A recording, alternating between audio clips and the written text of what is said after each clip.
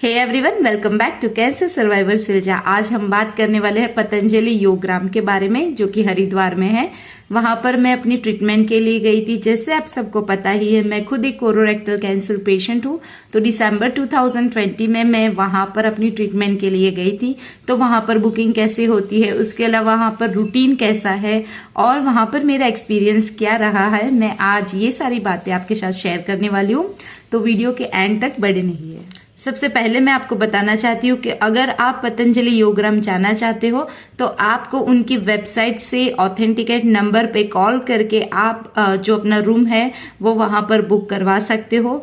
आप अगर तत्काल में बुक करवाओगे तो आपको आपकी पसंद का रूम नहीं मिलेगा, क्योंकि वहां पे अलग अलग चार्जेस में अलग अलग रूम अवेलेबल होता है। तो अगर आप प्री बुकिंग थोड़े महीने पहले करवाते हो तो आपको आपकी चॉइस का रूम वहां पे मिल सकता है। उसके अलावा जैसे ही हम पतंजलि योगग्राम में पहुंचते हैं, वहां पर गेट पे कोरोना के टेस्ट वगैरह के कागज और हमारे आईडी प्रूफ वगैरह लगते हैं। उसके बाद वहां पे एंटर होने के बाद सबसे पहले हमें वहां पे ऑफिस में जाके हमारा एडमिशन करवाना होता है। एडमिशन होते ही वो लोग हमें रूम अलॉट करते हैं। रूम पे जाके हम हमारे सामान वगैरह रख के फिर शाम को या फिर सुबह में डॉक्टर दोनों टाइम बैठते हैं। तो वहाँ पे डॉक्टर के साथ हमें अपॉइंटमेंट लेकर फिर बैठना होता है। वहाँ पे हम हमारा डिसीज़ बताते हैं और पूरा जो केस स्टडी होता है वो डॉक्टर करते हैं। और उसके बाद वो हमें डाइट प्रिस्क्राइब करते हैं, कौन से आसन हमें ज़्यादा करने हैं वो प्रिस्क्राइब करते हैं। और वहाँ पर जो सारा रूटीन है वो हमें फॉलो करना पड़ता है। उसके अलावा वहाँ पर बहुत सारी जो ट्रीटमेंट होती है, उनमें से कौन कौन सी ट्रीटमेंट हमें लेनी होगी वो सारी एक कागज़ में लिख के वो हमें देते हैं। फिर हम हमारे रूम में जाके फिर आराम कर सकते। दूसरे दिन या फिर शाम को अगर टाइम है तो उसी दिन से हमारा ट्रीटमेंट स्टार्ट होता है। मैं जब वहाँ पे पहुँची थी तो सुबह में पहुँची थी, तो शाम को पूरा टाइम जो है वो डॉक्टर से बात करने में, ट्रीटमेंट क्या होगी क्या नहीं ये सब डिस्कस करने में ये वगैरह होकर पूरा दिन हो गया था। फिर दूसरे दिन सुबह 3:30 बजे या फिर 3:45 बजे आपको बिस्तर छोड़ना पड़ता है। और फिर वहाँ से हमें जो योगा सेंटर है वो उसके सामने यहाँ पर जल नीति या फिर रबर नीति या फिर आई वॉश, ये सारी चीज़ें होती हैं। जो डॉक्टर हमें प्रिस्क्राइब करते हैं वो हमें करना होता है। कई लोगों को एनिमा दिया जाता है, तो उसके लिए एक पाइप भी दिया जाता है जो हमें लेके जाना होता है और फिर वो हमें एनिमा देते हैं। तो ये सारी चीज़ें जो सुबह में सबसे पहले होती है। वहाँ पर सुबह 5 बजे बाबा रामदेव वहाँ पर जो योगा सेंटर है वहाँ पे पहुँच जाते हैं। वहाँ फिर वो पूरा योगा करवाते हैं, जो भी आप आस्था चैनल पे देखते हो वो वही जो लाइव होता है। उसके अलावा 7:30 बजे से लेकर 8 बजे तक वहाँ पर डॉक्टर नीरज जो होते हैं वो बैठते हैं। वहाँ पे लाफिंग थेरेपी होती है, नेचुरोपैथी के कुछ क्वेश्चन आंसर होते हैं। फिर हमारे घर में कौन कौन से ऐसे हर्ब है जिनके साथ हम ट्रीटमेंट कर पे ही कुछ जो छोटे मोटे डिसीज है उनकी कर सकते हैं, वो सारी बातें होती है।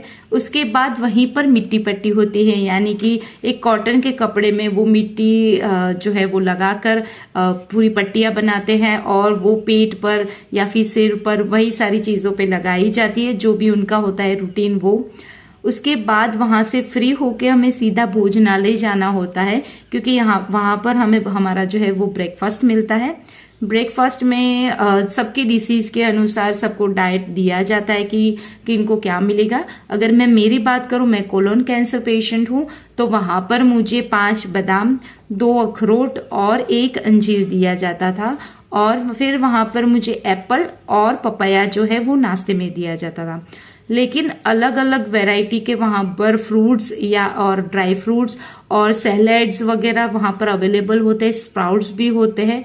लेकिन जिनका जैसा डिसीज़ होता है उनके हिसाब से ही वहाँ पर वो लोग पूरा अलॉट करते हैं कि किसी को क्या मिलेगा, किसको क्या खाना है। उसके बाद अगर हम बात करें तो 9:30 बजे से जो है ट्रीटमेंट सेंटर खुल जाते हैं। वहाँ पर भी जिसको जैसा डिसीज़ है उसके हिसाब से ही वहाँ पर ट्रीटमेंट होता है। जैसे मैं अपनी बात करूँ तो फिर मैं वहाँ पर जाती थी ट्रीटमेंट सेंटर पे, तो बॉडी मसाज होता था, हेयर मसाज होता था, फिर वहाँ पर सोना बाथ होता था, स्पा होता था, ये सारी चीज़ें होती थी। कई कई दिन स्टीम दिया जाता था। तो जिनका जैसा डिसीज़ उसके हिसाब से मसाजेस होते हैं।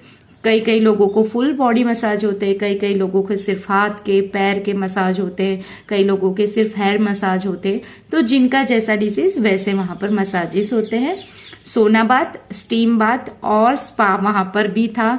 और वहाँ पर आप पूरा जो ट्रीटमेंट है वो काफ़ी अच्छे से होता था। उसके बाद वहाँ से फ्री होकर फिर आप अगर वहीं पर नहाना चाहे तो वहाँ पर नहाने के लिए बाथरूम भी अवेलेबल होता है। अगर आप वहाँ पर नहीं नहाना चाहते तो आप अपने रूम में जाकर भी नहा सकते हैं। जब तक ये सारी ट्रीटमेंट जो है वो ख़त्म होती है, वहीं पर खाने का टाइम हो जाता है, यानी कि 12:30 बजे से या फिर 12:15 बजे से लेकर वहाँ पे खाना शुरू हो जाता है। वहाँ पर आप जाओगे, फिर से आपके डाइट में जो डॉक्टर ने लिखा है उसी हिसाब से ही आपको खाना मिलेगा। जो क्वांटिटी में लिखा है वही खाना मिलेगा। सब्जी या फिर जो लिक्विड या फिर जो लेंटेन्स वगैरह होते हैं, यानी कि आप जो दालें बोल सकते हैं, वो अगर होती है वो आपको दोबारा मिलती है। लेकिन जो रोटी, दलिया, जो वो चीज़ें हैं वो जो क्वांटिटी में लिखी है वही आपको मिलती है। सैलेड भी जिनको अलॉट किया जाता है उन्हीं को मिलता है। जैसे मेरी इलियोस्टॉमी है तो मुझे सैलेड वहाँ पे बिल्कुल भी नहीं मिलता था। तो इस हिसाब से पूरा होता है। जैसे ही आप अपना खाना ख़त्म करते हो, थोड़ी देर के लिए वहाँ पर ब्रेक मिलता है, लेकिन उसमें भी पतंजलि में बाबा रामदेव ये बोलते हैं कि अगर कोई भी पेशेंट जो बहुत ही सीरियस है उन्हीं को थोड़ी देर के लिए लेटना चाहिए, नहीं तो जो लोग स्वस्थ हैं उनको वॉक करने के लिए जाना चाहिए या फिर कोई ना कोई एक्टिविटी उन्हें करनी चाहिए। तो ये सारी चीज़ें ख़त्म करके 3:30 बजे से फिर से जो सेंटर होते हैं ट्रीटमेंट वो फिर से शुरू हो जाते हैं। और उसमें टॉवल लेके जाना होता है और एक टॉवल गरम, एक टॉवल ठंडा, वो लोग लगातार करके जहाँ पर जिनको प्रॉब्लम है वो उनको लगाते हैं। ठंडी पट्टी, गरम पट्टी दोनों बारी बारी करके वो लगाते हैं। उसके अलावा बहुत सारे ट्रीटमेंट वहाँ पर अवेलेबल हैं, यानी कि जो पेशेंट को जो डिसीज़ है उनके हिसाब से मुझे ठंडी और गरम पट्टी वो लोग लगाते थे। उसके बाद काफ मसाज जो है आप बोल सकते हो, मसल्स में जो मसाज होता है हाथ और पैरों में, वो लोग वहाँ पर वो करते थे। और फिर गर्म पानी और ठंडे पानी में हाथ और पैरों को जो वो शोक कराते हैं वो करवाते थे। तो ये सारी चीज़ें शाम को भी रूटीन में रोज़ करनी होती थी। उसके बाद 5-5:30 बजे फिर से योगा भी स्टार्ट होते थे। और उसके अलावा वहाँ पर हवन सेंटर भी थे जहाँ पर पूरे जो शाम होते थी वो हवन चलता रहता था। अगर आपको योगा में नहीं जाना है या फिर आपने सुबह अच्छे से कर लिया है और शाम को आप वॉक कर रहे हो या फिर हवन में आपको जाना है तो आप हवन में भी जा सकती हो।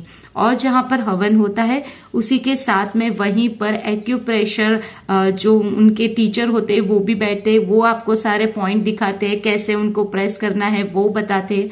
तो वहाँ पर आपको कई सारी चीज़ें सीखने के लिए भी मिलती है। ये सारी चीज़ें ख़त्म करके शाम को फिर से 7:30 और 8 बजे के बीच आपको भोजनालय जाना होता है खाना खाने के लिए।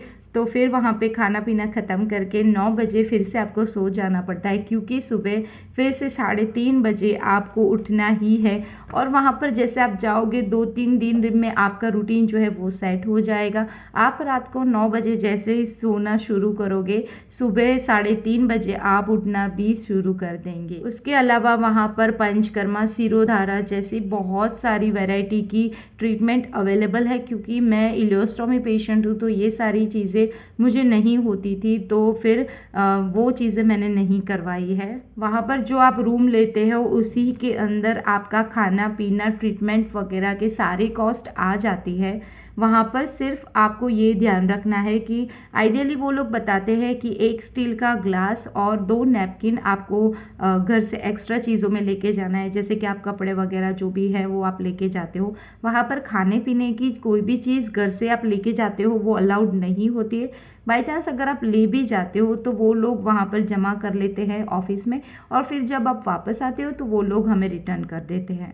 जब मैं पतंजलि गई थी दिसंबर में 2020 में, तो उस टाइम पे वहाँ पे बहुत ही ठंडी थी। तो जो नैपकिन वगैरह हम लेके गए थे तो वो 2 जो है वो सूखते नहीं थे। तो मेरे पास एक्स्ट्रा नैपकिन मैं 6 लेकर गई थी, तो वहाँ पर वो चीज़ काफ़ी अच्छी होती थी। कपड़े भी अगर ठंडी में जाए तो थोड़े एक्स्ट्रा लेके जाए, क्योंकि इतनी ठंड होने की वजह से और धूप बहुत ही कम होने की वजह से वहाँ पर कपड़े जल्दी सूखते नहीं हैं और ठंड भी काफ़ी ज़्यादा होती है, तो एक्स्ट्रा कपड़े रख लेना ये चीज़ काफ़ी अच्छी रहती है। उसके अलावा मैं 2 बार बाबा रामदेव जी से मिली थी, क्योंकि मैं कोलोन कैंसर के स्टेज 4 में थी और मैं एक इलियोस्टोमी पेशेंट भी थी। तो उनके पास मेरे लिए कोई ट्रीटमेंट स्पेसिफिक नहीं था, तो उन्होंने मुझे घर जाने की सलाह दी थी कि आप घर जाइए, लेकिन उन्होंने मुझे बताया था कि आप जो है वो अनुलोम विलोम जितना हो सके दिन में 8 से 10 घंटे किया कीजिए, ये उन्होंने मुझे सजेस्ट किया था।